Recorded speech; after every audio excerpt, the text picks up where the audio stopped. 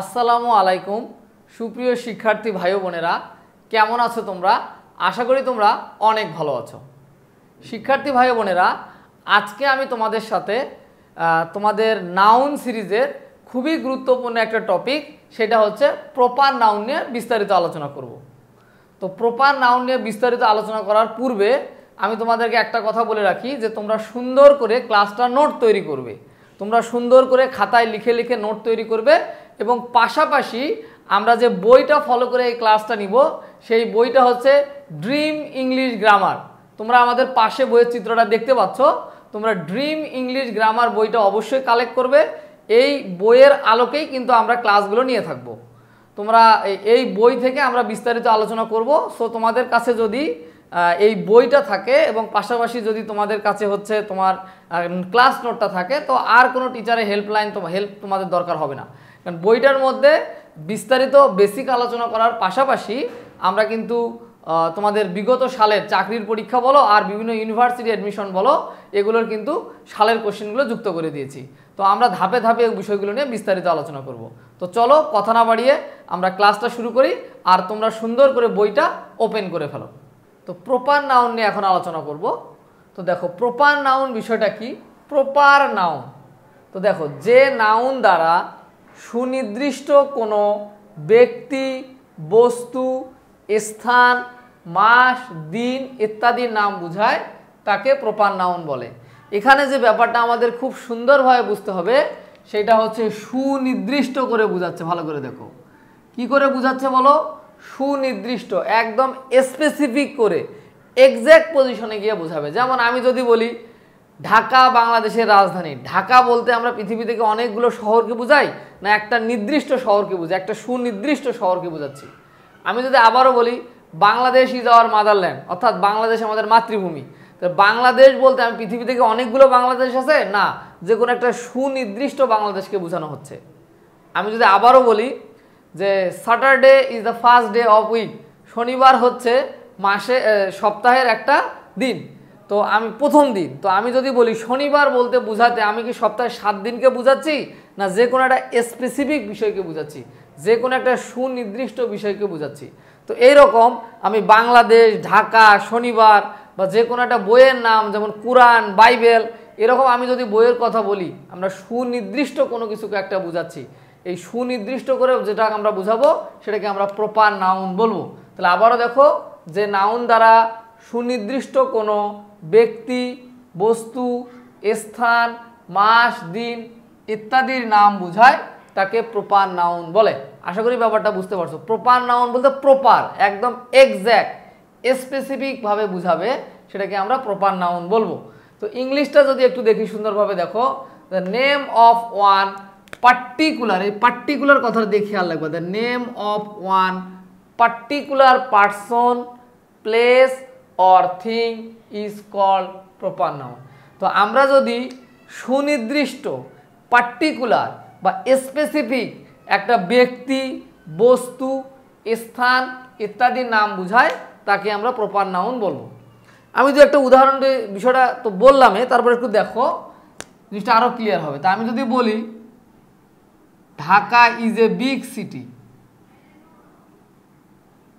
Dhaka is a big city,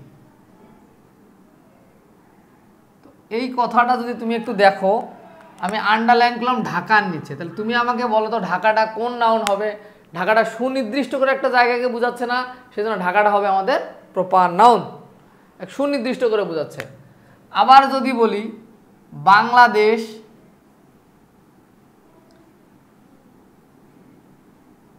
Bangladesh is our motherland,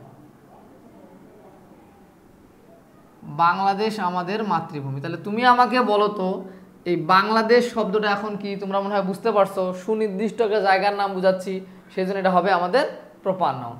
এরপর যদি আমি আরেকটা কথা বলি, যেটা বলেছিলাম যে স্যাটারডে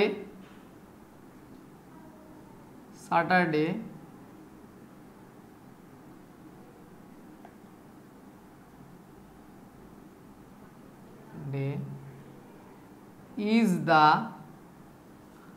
ফার্স্ট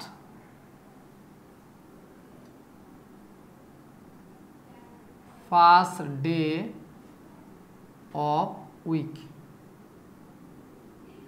তাহলে এই যে শনিবার শব্দটা দ্বারা Saturday is the first day of week, তো স্যাটারডে দ্বারা আমরা কি অনেকগুলো দিনকে বুঝাচ্ছি না স্পেসিফিক একটা দিনকে বুঝতেছি? বলো তো, একটা স্পেসিফিক দিনকে বুঝতেছি।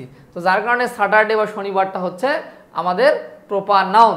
আমরা তো অনেকগুলো বারকে, রবিবার, সোমবার, মঙ্গলবারকে তো বুঝতেছি না, আমরা শনিবারকে স্পেসিফিক করে হিট করতেছি, সেই জন্য এটা হচ্ছে প্রপার নাউন। এরপর আমি আরেকটা এক্সাম্পল দিই। তাহলে দেখো, Hasan is a good boy. Hasan is a good বয়, তাহলে হাসান একজন ভালো ছেলে। তো হাসান বলতে আমরা পৃথিবীর সবগুলো হাসানকে নিয়ে কিন্তু কথা বলতেছি না, আমরা যে কোনো একটা হাসানকে বলতেছি এই হাসান ইজ এ গুড বয় বা রহিম ইজ এ গুড বয়। তাহলে আমরা কিন্তু সকল রহিমের কথা বলতেছি না, আমরা যে কোনো একজন রহিমকে আমরা ইন্ডিকেট করে বলতেছি Rahim is a good boy, Hasan is a good boy. তো এই যে কোনো একটা লোককে যখন আমি স্পেসিফিক করলাম, নির্দিষ্ট করলাম, তাকে আমরা কি নাউন বলবো? প্রপার নাউন বলবো। তাহলে প্রপার নাউন বলতে সুনির্দিষ্ট কোনো কিছুকে বোঝাবে। তো তেমন আমরা কিছু উদাহরণ, আরও কিছু উদাহরণ লিখে রেখেছি, তোমরা একটু ভালো করে এখানে খেয়াল করো। যেমন ব্যক্তির নাম, সুনির্দিষ্ট ব্যক্তি, রহিম, করিম, সবুজ, জাহাঙ্গীর, মাহবুব, এরকম যে কোনো নাম হইতে পারে। তো এটা আমরা কিন্তু অনেকগুলো মাহবুবকে বুঝাচ্ছি না বা অনেকগুলো রহিমকে বুঝাচ্ছি না, আমরা যে কোনো একজনকে সুনির্দিষ্ট করে বুঝতে চাচ্ছি যে আমরা এই রহিমের কথা বলতেছি বা এই করিমের কথা বলতেছি। তো ব্যাপারটা হচ্ছে সুনির্দিষ্ট করে বোঝাতে হবে। তো এরপরে দেখো, স্থানের নাম তোমরা অলরেডি বুঝে গেছো। আমরা যদি সুনির্দিষ্ট করে বুঝাই, রংপুর, ঢাকা, গাজীপুর, দিনাজপুর, মিরপুর, আমরা যেটাই বুঝি না কেন সুনির্দিষ্ট করে যদি বলি, সেটা হচ্ছে আমাদের কিন্তু প্রপার নাউন। এরপর দেশের নাম তোমরা আজ ইজিলি বুঝতে পারতেছো, বাংলাদেশ, ইন্ডিয়া, পাকিস্তান, নেপাল, চায়না। তো যদি আমরা সুনির্দিষ্ট কোনো দেশের নাম বুঝাই, সেটাও কি নাউন হয়ে যাবে? প্রপার নাউন হয়ে যাবে।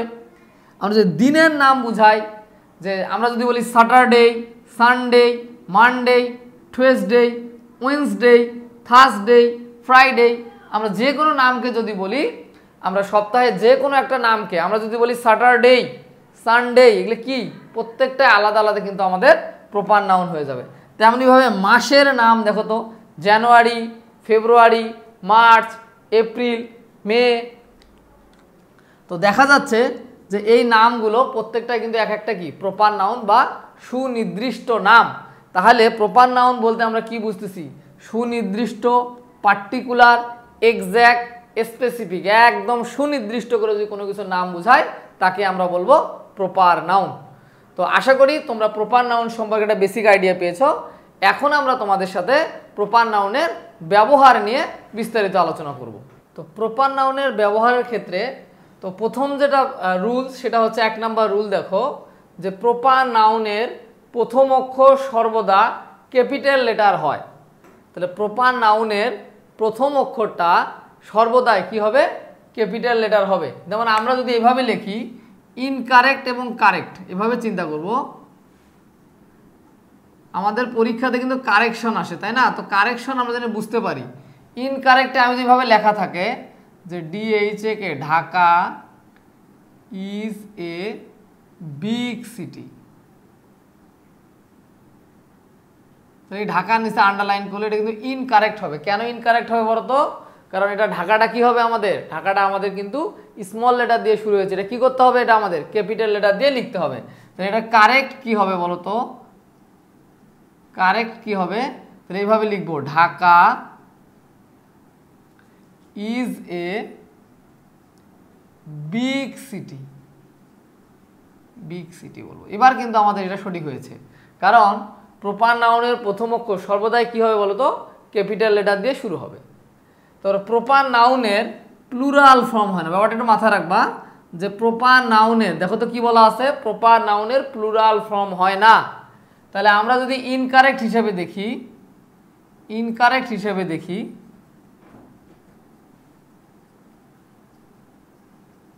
ইনকারেক্ট হিসেবে আমি যদি বলি যে ফাতেমা মাস is a meritorious student.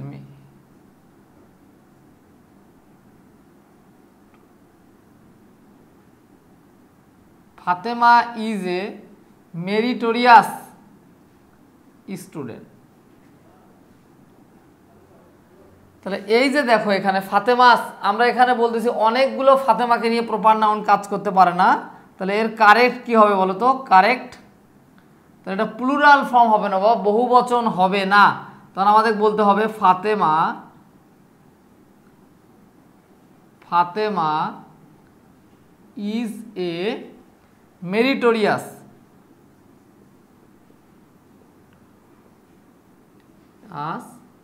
Student. তাহলে প্রপার নাউনের কি হইতে পারে না? প্লুরাল ফর্ম হয় না সাধারণত। তো 3 নাম্বারে যদি বলি, আমরা 3 নাম্বার রুলসটা নিয়ে এখন আমরা আলোচনা করব।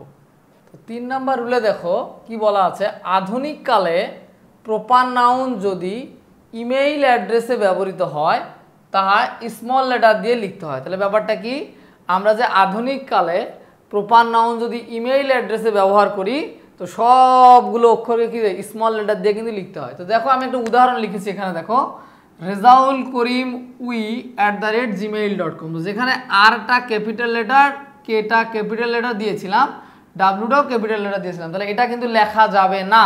তো তুমি যদি এটা লিখেও ফেলো এটা কিন্তু অটোমেটিক সব কি লেটারে হয়ে যাবে বলো তো? Small letter. দেখো সবগুলো ওয়ার্ড কিন্তু কি লেটারে হয়ে গেছে? স্মল লেটারে হয়ে গেছে।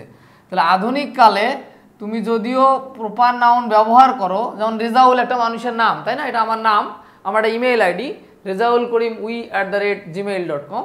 তো এখন তুমি যদি এই ইয়াটাতে সুন্দরভাবে দেখো যে যদি আমি ক্যাপিটাল লেটার ব্যবহারও করি, আধুনিক কালে ইমেইল অ্যাড্রেসে সবগুলো কিন্তু কি লেটার হয়ে যায়? স্মল লেটার হয়ে যায়। তো এই রুলসটা একটু মাথায় রাখবো সুন্দরভাবে।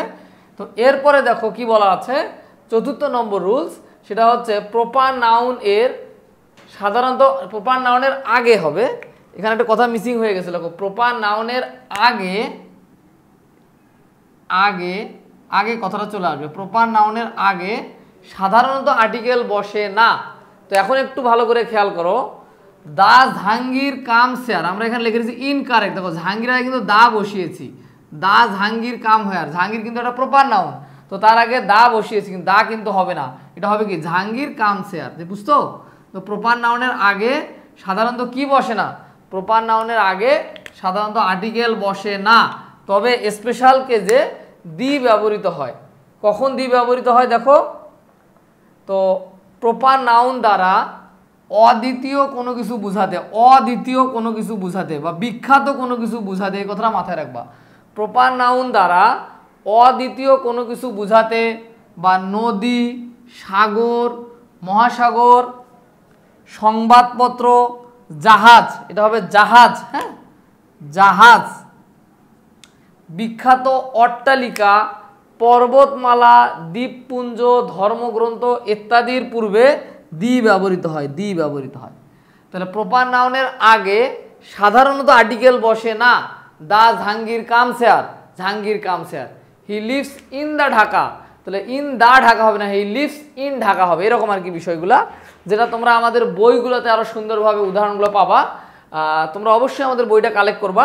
তো দেখো প্রপার নাউন দ্বারা অদ্বিতীয় কোনো কিছু বোঝায় বা কোনো কিছু নদী, সাগর, মহাসাগর, সংবাদপত্র, বিখ্যাত অট্টালিকা, পর্বতমালার পূর্বে সাধারণত দি বসে। যেমন উদাহরণ যদি আমরা দেখি, এই যে দেখো সান, সান কি পৃথিবীতে অদ্বিতীয় না?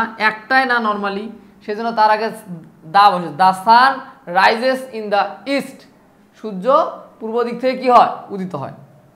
The moon shine at night, চাঁদ আমাদের রাতে আলো দেয়। তাহলে এই যে দেখো মুন, মুন পৃথিবীতে কয়টা? একটা না, অদ্বিতীয় না, সেজন্য এর আগে দা বসেছে। তারপর দেখো the earth moves round the sun, পৃথিবী সূর্যের চারিদিকে ঘোরে। তাহলে পৃথিবী কয়টা? আমরা নর্মালি যদি নর্মাল সেন্স চিন্তা করি পৃথিবী একটা, তো যার কারণে তার আগে দা বসেছে। এরপরে দেখো the Padma is a river, the Padma is a river, Padma নদীর আগে কি বসছে? দি বসছে। এরপর দেখো the Quran is a holy book, the Quran is a holy book, এটা ধর্মগ্রন্থ না, তার আগে কি বসেছে? দি বসেছে। তাহলে আমরা যদি বলি নর্মালি প্রপার নাউনের আগে সাধারণত আর্টিকেল বসে না, কিন্তু যদি এই যে এই ঘটনাগুলো ঘটে, অদ্বিতীয় কোনো কিছু বোঝায়, নদী, সাগর, মহাসাগর, সংবাদপত্র, জাহাজ, বিখ্যাত অট্টালিকা, পর্বতমালা, দ্বীপপুঞ্জ ইত্যাদি যদি হয় তার পূর্বে সাধারণত দ্বি বসে, যেমন সূর্য, চন্দ্র, পৃথিবী, পদ্মা নদী, কুরআন, এরকম যদি বিখ্যাত কোনো কিছু হয় তার পূর্বে সাধারণত দ্বি বসে। এই রুলসগুলো তোমরা সুন্দরভাবে পড়বে। আশা করি তোমরা এই জিনিসগুলো সুন্দরভাবে এখান থেকে বুঝতে পারবে। আমরা আরও কিছু রুলস নিয়ে এখন তোমাদের সাথে আলোচনা করব। তো দেখো আমরা 6 নম্বর রুলে কি বলছে, প্রপার নাউনের পর ভার্ব সবসময় সিঙ্গুলার হয়। তাহলে প্রপার নাউনের পর ভার্ব সবসময় সিঙ্গুলার হবে। দেখো রহিম, রহিম একটা প্রপার নাউন, এরপর ভার্বটা কিন্তু রহিম ইজ এ বয়, প্রপার নাউনের পর ভার্ব কিন্তু সিঙ্গুলার, কারণ ইজ একটা সিঙ্গুলার ভার্ব। দ্য প্যাসিফিক, এটা একটা প্রপার নাউন, প্যাসিফিক মানে প্রশান্ত মহাসাগর, প্যাসিফিক মানে কি বলো, প্রশান্ত মহাসাগর। ইজ এ বিউটিফুল ওশেন, খুবই সুন্দর, তাহলে ইজ ব্যবহার হয়েছে, কারণ প্রপার নাউনের পর ভার্ব সবসময় কি হয়, সিঙ্গুলার হয়। ওকে, প্রপার নাউনের পর ভার্ব সবসময় সিঙ্গুলার হয়। তো এখন দেখো আরেকটা রুলস, মজার রুলস, যে প্রপার নাউনের বাংলা অনুবাদ সাধারণত একই থাকে। যেমন আমরা যদি বলি ঢাকা, ঢাকা বলতে ঢাকাকে বোঝায়। কুরআন, দা কুরআন, কুরআন বলতে কুরআন যে বই এটাকে বোঝাচ্ছে। তো আমি যদি বলি পাকিস্তান, পাকিস্তান বলবে পাকিস্তানকেই বোঝাচ্ছে। আমি যদি বলি ইন্ডিয়া, ইন্ডিয়া বললে হবে না। নেপাল, তাহলে নেপাল বলতে নেপালকেই বোঝাচ্ছে। সোনালী ব্যাংক, ইংলিশে যদি সোনালী ব্যাংক বলি তার বাংলা অনুবাদ করলে সোনালী ব্যাংকে হচ্ছে। তবে এই জিনিসটাতে একটু স্টার মার্ক দিয়ে রাখো, স্টার মার্ক দিয়ে রাখো। কীরকম, ইন্ডিয়া, দেখো সব প্রপার নাউনের বাংলা অনুবাদ কিন্তু হয় না, কিন্তু কিছু কিছু প্রপার নাউনের বাংলা অনুবাদ হয়। যেমন দেখো ইন্ডিয়া মানে কিন্তু ভারত, ইন্ডিয়া মানে কি বলতো, ইন্ডিয়া মানে ভারত। ইজিপ্ট, এটা প্রপার নাউনের বাংলা অনুবাদ করা যাচ্ছে কিন্তু মিশর, তাই না? আমি যদি ইউনাইটেড কিংডম, ইউনাইটেড কিংডম মানে হচ্ছে যুক্তরাজ্য, যেটাকে আমরা ব্রিটেন বলি, তাই না, যেটা রাজধানীর নাম লন্ডন। তো ইউনাইটেড কিংডম ইংরেজি একটা, বাংলা কিন্তু আর একটা, তাহলে অনুবাদ করা যাচ্ছে। ইউনাইটেড স্টেট মানে যুক্তরাষ্ট্র, যেটাকে আমরা ইউএসএ বলি, ইউনাইটেড স্টেট অফ আমেরিকা, তো যেটাকে আমরা বলি, তো সেটার কিন্তু বাংলা অনুবাদ করা যায়। তাহলে আমরা নর্মালি জানি যে প্রপার নাউনের সাধারণত বাংলা অনুবাদ করা যায় না, তবে কিছু কিছু প্রপার নাউনে কি করা যায়, বাংলা অনুবাদ করা যায়। তো আশা করি তোমরা আমাদের আজকের আলোচনা থেকে প্রপার নাউন সম্পর্কে একটা বেসিক আইডিয়া পেয়েছো। আমরা আর কোনো এক সময় হয়তো প্রপার নাউন নিয়ে বিগত সালের ভার্সিটি অ্যাডমিশন টেস্ট এবং চাকরির পরীক্ষার জন্য যে কোশ্চেন আছে সেগুলো সমাধান করে দিব প্রপার নাউনের আলোকে। তো আশা করি তোমরা ক্লাসটি সুন্দরভাবে উপভোগ করেছো। ভালো থাকো সবাই, ধন্যবাদ সবাইকে।